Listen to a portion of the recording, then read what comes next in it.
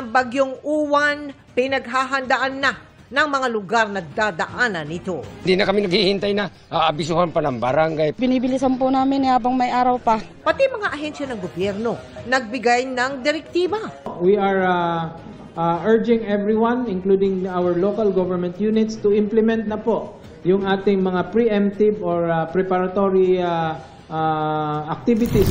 Sa Metro Manila, mga pumping station, ininspeksyon ng MMDA para siguraduhin gumagana.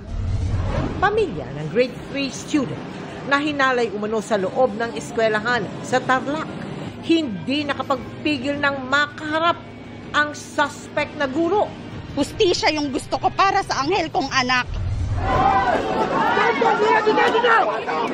Mga realista, nakagirian ang mga pulis nang sumugod sa tanggapan ng ombudsman na nawagang huwag pagtakpan ang mga dapat panagutin sa isyu ng flood control projects.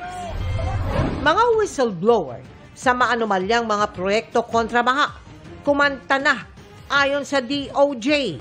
Isiniwalat ang lahat ng nalalaman at itinuro ang mga nakatransaksyon, kabilang ang ilang senador at kongresista. There will be higher officials. For the next batch, there will be proponents or politicians involved. At ilang kapuso stars, nagbigay kulay sa iba't ibang Christmas tree lighting event. This is Philippine culture. Live mula sa GMA Network Center, ito ang 24 Oras. Pagmasdan, mga kapuso, kung gaano kalawak ang bagyong Uwan batay sa satellite image nito. Anumang oras ngayong gabi o bukas ng umaga, papasok yan sa Philippine Area of Responsibility o PAR. Pero kahit wala pa, dahil nga sa lawak nito, ay may mga lugar nang isinailalim sa signal number 1 na iisa-isahin natin maya-maya lang. Mabilis din niyang lalakas sa loob ng 24 oras. Kaya mataas ang tsansang tatama sa lupa bilang isang super typhoon ayon sa Pag-asa. Katunayan, namumulan na naman yan. Tingnan ninyo, yung pula po yung volume o dami ng ulan na ibubuhos niyan.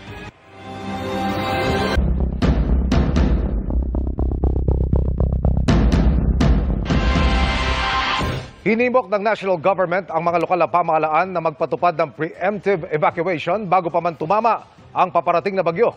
Sa Catanduanes, kung saan nakataas na ang signal number 1, itinaas na rin ang red alert. Nakatutok si Chino Gaston. Ilang bagyo na ang kararaan pa lang sa bansa. Ito na naman at papasok sa Philippine Area of Responsibility ang isa pang bagyo na pinangangambahang magiging isang super typhoon. Dahil sa 1,400 kilometers ang lawak ng bagyong papangalanang Uwan, nag-abiso ang Office of Civil Defense sa mga tiga Luzon at Visayas na maghanda na ngayon pa lang para sa posibilidad ng mga pagbaha at landslide. Inaasahan kasing magdadala ang bagyo ng matinding pag-uulan sa loob ng 700-kilometer rain band. We are urging everyone, including our local government units, to implement na po yung ating mga preemptive or preparatory activities, no? In preparation dito sa possible impact nitong Uwan. Hindi lang po hangin ang kalaban natin dito. Nandyan po ang banta ng matinding pag-uulan.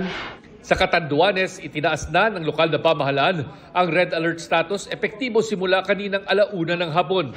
Sa Zambales, iniinspeksyon ang mga drainage at iba pang daluyan ng tubig. Inactivate ang Emergency Operation Center para sa mga posibleng maapektuhan ng bagyo. Sa Batangas, nagkasa ng clearing operations para maiwasan ang matinding pagbaha. Hinimok ng mga otoridad ang mga LGU na magpatupad na ng preemptive evacuation. Dapat daw sa linggo pa lang ay nasa evacuation center na ang mga residente, lalo na sa mga nasa high-risk area. Marami ho dun sa mga namatay, dun sa experience natin kay Tino ay mga nabagsakan ng puno o kaya ng kahoy. Maaaring magkaroon tayo ng mga cuts and lacerations and other traumatic injuries sa mga lumilipad na yero, sa mga lumilipad na mga bagay. So pag tayo po ay pina-evacuate, ang pinakaligtas na lugar po is yung evacuation center. Payo ng Pag-asa sa mga lumikas noong bagyong Tino, huwag munang bumalik sa kanilang mga nasira o nalubog na bahay. Hanggat meron tayong oversaturation ng mga ground, ay there's still a possibility na magkaroon ng landslide sa kanilang lugar. Sa taya ng OCD, mahigit 8.4 milyon na individual ang maapektuhan ng bagyong Uwan sa Region 1, 2, Cordillera, Region 3, Calabarzon, Mimaropa at Catanduanes. Bilang paghahanda sa epekto ng super typhoon, payo ng OCD, mag-imbak ng supply na tubig at pagkain para sa 3 hanggang 5 araw. At asahan din daw ang posibleng mga brownout at pagkawala ng telco at internet signal. Para sa GMA Integrated News, Chino Gaston, nakatutok, 24 oras.